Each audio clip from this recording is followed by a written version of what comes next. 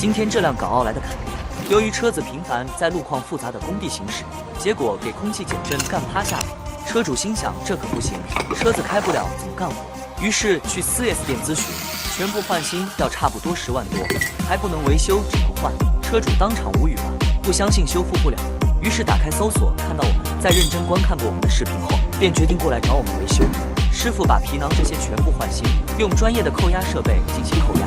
扣压完成后，仔细检查扣压细节，没问题后把机芯和修理包按照原厂的标准组装。完成后还要重新入水检测，测试没问题才算修复完成。大家觉得维修的怎么样？评论区告诉我。